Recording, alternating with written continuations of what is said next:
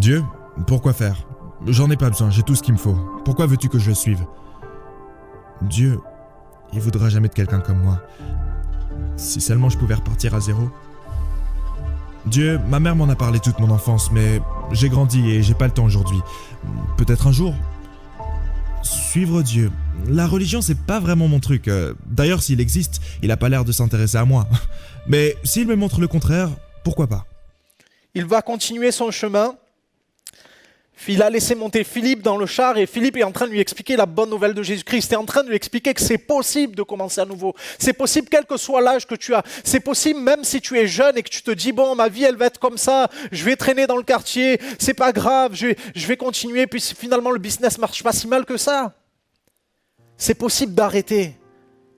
C'est possible à un moment donné d'arrêter un chemin. Je vous l'ai dit tout à l'heure, Jésus n'est pas celui qui veut améliorer ta vie sur ton chemin. Il est celui qui veut changer ta vie et te faire changer de chemin. Celui qui te dit « suis-moi ». Et l'eunuque éthiopien qui l'a entendu, celui qui croira et qui sera baptisé sera sauvé. Il dit « mais je crois que Jésus est capable de pardonner les péchés. Je crois que Jésus me sauve. Je crois que Jésus m'aime. Je crois que Jésus me connaît. Il y a de l'eau là. Qu'est-ce qui empêche que je sois baptisé ?» Et il va demander à son serviteur d'arrêter le char. Ils vont descendre avec Philippe et il va s'engager. Et je crois que c'est ce que Dieu te demande. Il te dit, arrête le chemin sur lequel tu t'es engagé, ce chemin qui t'éloigne de Dieu, ce chemin sur lequel tu poursuis un bonheur que tu n'arrives jamais à atteindre, où tu ne l'atteins que partiellement et tu n'es jamais satisfait, jamais satisfaite. Tu es peut-être dans la dépression ou tu es peut-être dans la peur de l'éternité. Moi, j'étais dans la peur de l'éternité. Je continuais à marcher sur mon chemin en me disant, oh, j'attends encore un petit peu, j'ai le temps, je me convertirai, j'irai vers Dieu juste avant de mourir. Mais le problème, c'est que comme Isaac, tu ne sais pas si tu vas mourir ou pas. Tu ne sais pas quel jour tu vas mourir ou pas. Il y a quelqu'un qui est parti dans ta famille il n'y a pas longtemps et tu ne t'attendais pas à ce qu'il parte. La mort nous surprend. Mais Jésus, lui, ne veut pas te surprendre. Il veut te dire, hey, je veux te dire, suis-moi aujourd'hui.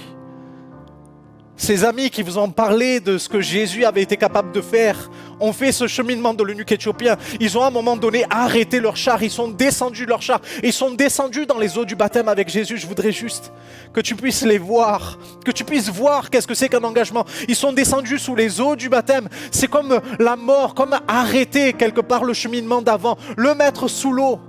Et puis en ressortant de l'eau, c'est comme s'il disait, maintenant je sors et j'accepte de suivre Jésus. Mon ami, regardons-les. Regardons ce que c'est qu'un engagement, quelqu'un qui arrête son char. Restauré.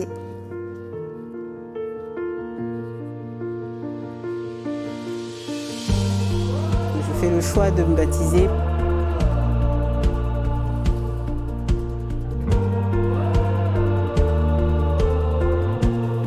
La vérité, c'est seulement Jésus.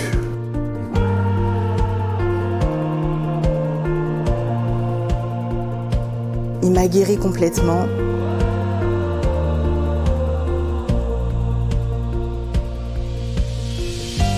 J'aurais pu partir pendant la crise du coronavirus.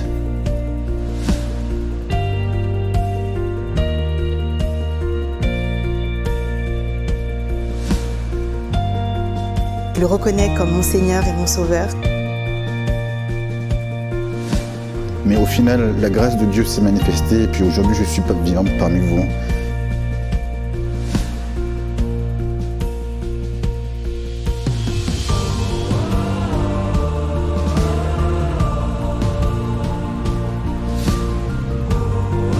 J'ai décidé de lui faire confiance pour le reste de ma vie. J'ai décidé de lui faire confiance pour le reste de ma vie. Et toi, qu'est-ce que tu vas faire aujourd'hui ? Suivre Jésus, répondre oui, je veux suivre Jésus, c'est décider à un moment donné. Et on n'est pas là en train de parler d'un eunuque d'il y a des centaines d'années, ou de parler d'un Philippe que tu ne connais pas, et dont la Bible ne parle pas plus que ça finalement. On n'est pas en train de parler d'Antoine, de Fadette, de Véronique, d'Isaac, d'Antonio, on est en train de parler de toi et de Jésus. Un jour, il y a Dieu qui a envoyé un homme, il a envoyé Philippe vers un eunuque éthiopien. Mais je veux que tu saches qu'un jour, Dieu a envoyé un homme, il a envoyé Jésus. Il a envoyé son fils. Dieu a tant aimé le monde qu'il a envoyé Jésus, son fils, pour mourir à ta place. pour te dire qu'il est allé jusqu'au bout du chemin. Et la Bible dit que le salaire du péché, c'est la mort. Le bout de ton chemin, c'est la mort. Le bout de mon chemin, c'est la mort. Mais Jésus est allé jusqu'au bout du chemin. Il est allé jusqu'au bout du chemin que tu empruntes aujourd'hui. Le bout du chemin qui te mène loin de Dieu. Et il a vaincu tout ça. Et il a porté ta condamnation, il a porté le fardeau de tes péchés, il a porté tes maladies. La Bible dit que dans ses meurtrissures, nous sommes guéris. La Bible dit que son sang nous lave de tout péché. Il est allé jusqu'au bout, et puis il s'est relevé de la mort, et aujourd'hui il vient vers toi. Il te dit, je veux que tu t'arrêtes sur ton chemin, et je voudrais que maintenant tu me suives. Je voudrais que tu acceptes de changer de chemin. Je voudrais pas que tu ailles jusqu'au bout et que tu sois séparé de moi pour l'éternité. L'eunuque éthiopien a posé cette question, il a dit, qu'est-ce qui empêche que je sois baptisé? J'ai envie que tu te poses la question, je te pose la question. Qu'est-ce qui empêche aujourd'hui que tu t'arrêtes de suivre le chemin que tu suis, que tu t'arrêtes de réfléchir comme tu réfléchis au sujet de Dieu, que tu acceptes l'amour de Jésus qui a été manifesté pour toi et que tu dises, oui, je veux te suivre, Jésus. Qu'est-ce qui empêche? Est-ce que ce qui empêche aujourd'hui, ça vaut le coup que tu perdes ton éternité, que tu passes une éternité loin de Jésus, que tu continues de mener ta vie de déception en déception? Je voudrais juste prier avec toi quelques instants, m'adresser à celui qui a envoyé son Fils, Dieu le Père. Jésus a dit, je suis le chemin, la vérité et la vie. Nul ne vient au Père que par moi. Dieu a tant aimé. Ce que Dieu veut te faire connaître, c'est l'amour du Père. Et je voudrais, au travers de cette prière qui va peut-être être l'écho de ta voix, je voudrais prier et dire les mots que tu ne sais pas dire, les mots que tu ne veux pas dire, les mots que tu n'arrives pas à dire. Tu auras juste à dire, je suis d'accord à la fin de cette prière. Papa, je veux te remercier parce qu'encore une fois, tu nous appelles, encore une fois, tu nous interpelles, encore une fois, tu interpelles quelqu'un qui est en train de regarder ce message et tu es en train de lui dire, c'est encore une nouvelle fois où je t'interpelle. Encore une nouvelle fois où je viens et je te dis, suis-moi. Encore une nouvelle fois où je veux te montrer mon amour et je veux te dire, arrête sur ce chemin de douleur que Jésus, mon Fils, a emprunté. Et dirige-toi sur le chemin de la vérité, sur le chemin du bonheur. Papa, je veux te demander pardon pour mes péchés, je veux recevoir le pardon de mes péchés et je veux m'engager à suivre Jésus aujourd'hui. Je veux dire oui, je veux te suivre Jésus. Oui, j'ai décidé de suivre Jésus. Christ est ma vie, la mort m'est bien. Sa grâce immense, sa grâce infinie, pour moi n'auront pas été vains. Je veux marcher comme il a marché, et dans ses pas mettre mes pieds.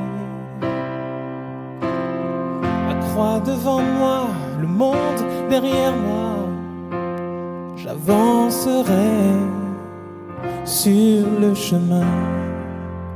Et j'ai abandonné pour ce long voyage mes possessions, richesses et biens, avec sa paix comme simple bagage.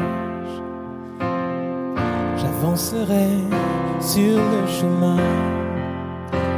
Il est mon tout, l'air que je respire.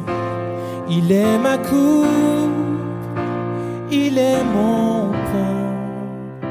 Ses tendres bontés, sa fidélité se renouvelle chaque matin. Oui, j'ai décidé de suivre Jésus, son joug léger, son doux fardeau, au vagabond, à l'enfant perdu, sa bienveillance donne le repos dans les dangers, les pièges, les combats. Non, je ne crains pas, il est ma force, mon surbouclier. Nul ne saurait lui résister. Oui, j'ai décidé de suivre Jésus sans m'arrêter jusqu'à la fin. Dans son royaume, je suis attendu. Mon bien-aimé m'a précédé. Et dans la gloire, quand je le verrai, oui, face à face, je le verrai. Je chanterai pour l'éternité, gloire à celui qui m'a sauvé. Gloire à celui qui m'a sauvé. Alors, moi c'est Eric. Donc j'ai été scout, j'ai servi l'église en tant qu'enfant de chœur. Puis bon, à l'adolescence, on a commencé les sorties, boîtes et tout, sound system. Pour ceux qui me connaissent, j'avais des dreads.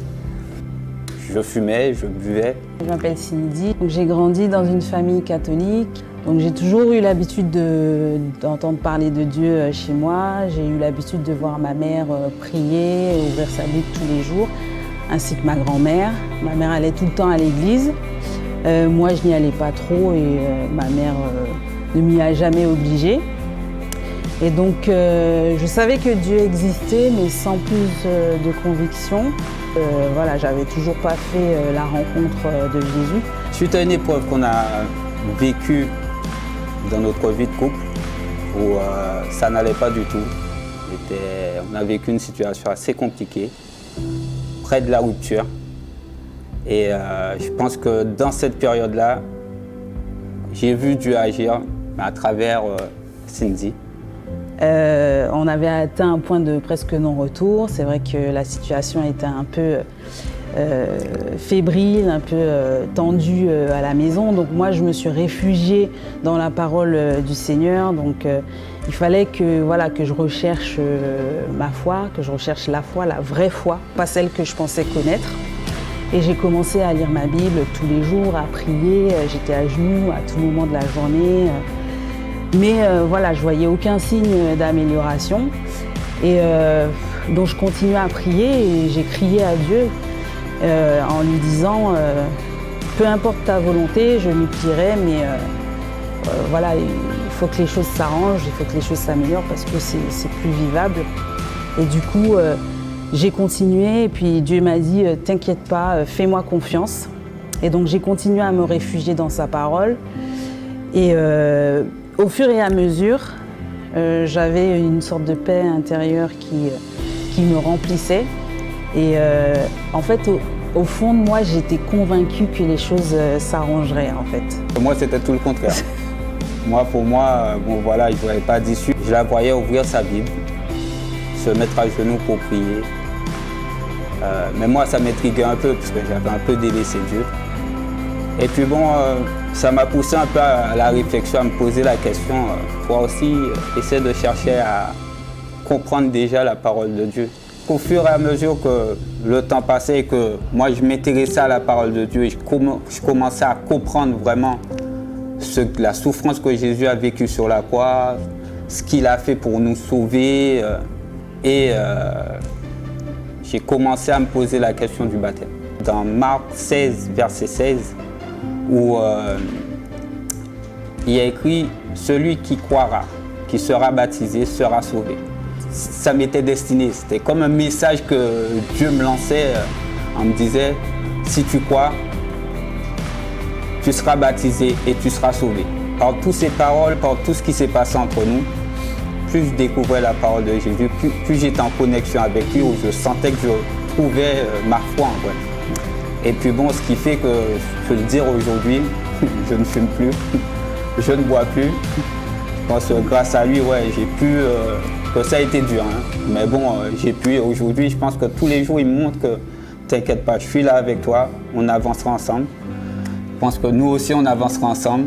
Moi, j'ai eu cette idée de me faire baptiser durant cette épreuve. Je ne lui en avais pas forcément parlé, mais j'avais cette idée dans la tête. Et je me suis réveillée un jour avec le besoin de me faire baptiser.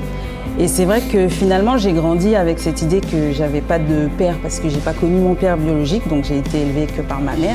Et en fait, j'ai réalisé que je m'étais trompée en fait, que en fait, j'ai mon père spirituel et il a toujours été là. Il fallait juste que je le réalise. Et aujourd'hui, voilà, je suis fière de proclamer que j'ai mon père spirituel et aujourd'hui, si je me baptise, c'est parce que voilà, j'aime Jésus, j'ai besoin de lui dans ma vie, que voilà, il est mon confident. Notre but aujourd'hui, ici, si on le fait ensemble, je pense que c'est parce que cette épreuve-là a été dure. Je pense que Dieu nous a vraiment montré que je suis avec vous, faites-moi confiance. En se rapprochant de Dieu, nous-mêmes on s'est retrouvés, ça nous a permis de nous retrouver en priant, en le louant ensemble. Et je pense qu'aujourd'hui, on en est fiers. Enfin, moi personnellement, j'en suis fier. Waouh! Et moi aussi personnellement, j'en suis fier, les amis. Trop heureux de vous accueillir, Cindy et Eric, les fiancés du jour. Les amis, on a un temps qui s'appelle MLK+, ça suit le culte. Merci à tous ceux qui sont restés avec nous pour partager encore un moment où on va aller un petit peu plus loin sur le message, aller peut-être un peu plus dans certains détails et on va aussi prendre la Sainte Seine. La Sainte Seine, c'est quelque chose qui est étroitement lié à la mort de Jésus à la croix. Jésus d'ailleurs va le dire, il va réformer en fait le repas de la Pâque et il va prendre le pain et il va dire « Prenez, ceci est mon corps ». Il va tendre la coupe et il va dire « Tenez, ceci est mon sang ». Il est en train de parler de son corps qui va être donné, qui va être rompu pour chacun de nous. Nous disant « Mon corps, en fait, je le donne pour toi ». Et ce vin qui est son sang, il dit « Ce sang te purifie de tout péché. Il n'y a rien que le sang de Jésus ne purifie pas. » Les amis, on a aujourd'hui avec nous Cindy et Eric qui sont engagés dans les eaux du baptême, qui ont dit comme les autres, comme Isaac, comme Véronique, comme Fadette, oui, je veux suivre Jésus. Et je voudrais revenir peut-être sur cette décision que tu as besoin de prendre, sur cette décision à laquelle tu résistes. Peut-être tu es en train de te dire, non mais j'ai le temps, je vais le faire après, c'est pas encore le moment. Je voudrais te dire, c'est le moment justement. C'est le moment de dire, oui, je veux te suivre Jésus. Oui, je veux arrêter, Seigneur, je veux peut-être prendre la Sainte Seine. Peut-être qu'il y a quelqu'un qui s'est éloigné de Dieu, qui a entendu l'évangile depuis toute son enfance et qui est là en train de se dire, mais est-ce que je peux prendre le pain? Est-ce que je peux prendre le vin? Je me suis tellement éloigné de Dieu. Aujourd'hui, tu es dans une démarche de retour et crois-le, comme pour le fils prodigue, tu as un père qui est là et qui t'attend les bras ouverts et qui veut te dire, bienvenue à la maison mon fils, bienvenue à la maison ma fille. Tu peux à nouveau suivre Jésus. Et si c'est ta démarche de vouloir suivre Jésus, je t'invite à nous envoyer un mail à jeveussuivrejesus.fr. C'est vraiment une démarche dans laquelle on voudrait t'accompagner, comme on a pu accompagner les baptisés que vous avez vus s'engager aujourd'hui. On voudrait t'accompagner, envoie un mail, je veux suivre Jésus. Et nous, peut-être comme vous qui avez préparé le pain et le vin à la maison, nous voulons prendre la Sainte Seine. On veut prendre ce corps et ce sang, on veut prendre ce pain et ce vin, les amis, c'est notre première Sainte Seine ensemble. Je suis trop content. Tellement fier. Merci. Alléluia. J'ai chanté tant de chansons, entendu des milliers d'airs, mais il existe un chant plus beau que tout.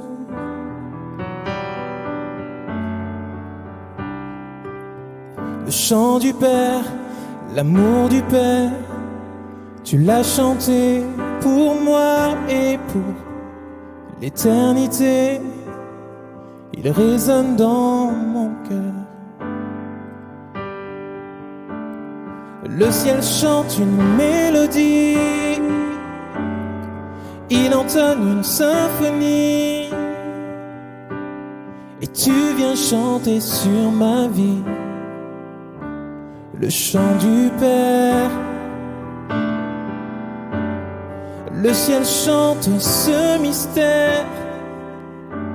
Le roi d'amour vient sur la terre. Et tu viens chanter sur ma vie. chant du Père. Tu viens chanter sur ma vie, le chant du Père. Merci Gauthier. Merci pour ce chant merveilleux, le chant de l'amour du Père. C'est des paroles bouleversantes. Quel mystère! Le roi d'amour venu sur la terre pour nous. C'est un mystère, on pourra, je pense, jamais comprendre tout l'amour de Dieu, dire voilà, l'amour de Dieu il commence ici et il s'arrête à ce point-là. L'amour de Dieu est infini, il n'a pas de début, pas de fin, Dieu est éternel, il est amour. Mais par contre, il y a des mystères qu'on peut lever. C'est les mystères de comment ça se passe. On a parlé de ce Dieu qui nous invite à le suivre, on a parlé des choses qu'il faut faire pour le suivre et on a compris qu'il y avait quelque chose qu'on devait abandonner pour commencer à le suivre. Et Eric, est-ce que tu veux nous en parler un petit peu? C'est quelque chose de mystérieux là-dedans. Ouais, déjà bonjour à tous. Bel bonjour à la Guadeloupe, les Antilles. Ah. Et je pense que la première chose que j'ai pu faire, c'est de pouvoir arrêter de fumer et arrêter de boire. Je pense que Dieu m'a permis de comprendre que avec son amour, je n'avais pas besoin de toutes ces choses. Donc déjà, il m'a permis de pouvoir arrêter, je dirais, toutes ces barrières qui m'empêchaient d'être vraiment en connexion avec lui, quoi. Autre chose, je pense que c'est mon look. C'est clair. Parce que tout le monde a dû constater que tous ceux qui me connaissent, que j'ai dû couper les cheveux. Donc voilà, ça, pour moi, c'était mon futur, mon passé. Qui veut dire, j'étais rempli de péchés. Je n'avais pas encore compris le fait que le Seigneur Jésus m'avait lavé de tous mes péchés. Donc je pense que ça faisait partie de mon histoire, de mon passé, et qu'il fallait que pour continuer mon cheminement avec lui, que je coupe. Oui, alors juste, on va aller un petit peu plus loin parce que, en fait, tu n'as pas arrêté de fumer la cigarette et boire de l'eau et tu t'es pas coupé les cheveux juste parce qu'ils étaient trop longs. Non. En fait, il y a quelque chose, il y avait quand même une influence. Oui, il y avait quand même une influence. Ouais. Tout à fait. Il y avait quand même une influence derrière, l'influence, je dirais, Rasta. Faut pas confondre tous les Rastas. Dès qu'on a des locks, on n'est pas forcément Rasta. Mais il y a quand même cette influence qui pousse à fumer, à faire certaines choses. Que je me disais... j'ai eu comme l'impression que Dieu me disait, pour avancer, fils, voilà, il faut faire table rase de tout ce passé que tu avais pour qu'on puisse avancer ensemble comme il se doit. Ouais. En fait, nous, ce qui est étonnant, c'est qu'on ne t'a jamais parlé de ça. C'est quelque chose que tu as décidé de faire. D'ailleurs, tu aurais pu garder tes locks, mais je crois que derrière tout ça, ce qu'il y avait, c'est... Tu as dit quelque chose d'intéressant par rapport à la paix et par rapport à fumer. Et c'est ça qui a changé, en fait. Ouais. Tu peux nous le dire juste Je pense que, si tu veux, pour avoir cette paix-là, pour avoir vécu dans le péché, dans le déni, dans tout ce qu'on veut avant, j'ai senti que Dieu me disait, voilà, je n'ai rien contre... Je sais quand tu es à l'église, que tu es ton gros bonnet, que tu sois, mais j'ai senti que tous mes péchés résidaient dedans, quoi. Si tu veux, ça faisait partie de moi. Donc à un moment donné, pour évoluer, pour continuer mon cheminement avec Dieu, ça c'est mon histoire à moi, qu'il fallait qu'à un moment donné, que je les coupe. C'est ça. En fait, merci Eric. Je crois vraiment que c'est pas une question de péché dans une apparence ou quoi que ce soit, mais c'est que tu fumais pour trouver la paix. Et tout à l'heure, on discutait, tu disais que cette paix-là, tu l'as trouvée en Jésus, tu n'as plus besoin de ça. Et c'est comme si tu coupais... Et je ne dirais pas que je fumais de la cigarette, parce que tout le monde fume de la cigarette, moi c'était plus de l'abus. Et c'est vrai que je pensais élever mon esprit avec, alors que je n'avais pas du tout besoin de ça pour élever mon esprit, pour être en connexion avec Dieu, quoi. Il fallait juste expérimenter son amour, le laisser vivre en moi, et puis je pense que... Merci mon ami. Je vais parler à la fiancée maintenant. Cindy, toi, qu'est-ce que c'était que tu as quitté, tu as eu le sentiment de quitter pour suivre Dieu, en fait? Oui, donc bonjour à tous. En fait, moi, je pense que j'ai quitté deux choses. Donc, j'ai d'abord déposé les armes et le lâcher-prise, donc tout ce qui est contrôle. Parce que justement, par rapport à ce qui a été dit dans notre témoignage, c'est vrai qu'on a vécu une épreuve difficile avec Eric. Et il y avait beaucoup de souffrance, beaucoup de colère. Donc à un moment, j'ai décidé de déposer les armes pour me réfugier dans la prière, dans la parole du Seigneur. Et la situation, elle était compliquée. Comme on dit, les mois passent mais ne se ressemblent pas. Chez nous, c'était les heures passent et ne se ressemblent pas. Et c'est vrai que j'étais fatiguée, quoi. Donc j'ai crié à Dieu et je lui ai dit j'ai besoin d'aide parce que je me suis rendu compte que je ne pouvais pas maîtriser la situation et qu'il avait les pleins pouvoirs. Et je lui ai dit peu importe ce que tu décides, j'accepterai ta volonté. Mais il faut que ça s'arrête, parce que c'est invivable, quoi. Et à partir de ce moment, j'ai accepté de lâcher prise, mais totalement. Et au fur et à mesure, j'avais une sorte de paix intérieure qui m'envahissait et du coup, ça me faisait du bien. Wow. Je peux vous dire qu'en fait, elle a accepté de lâcher prise aussi pour être ici. C'est un vrai combat.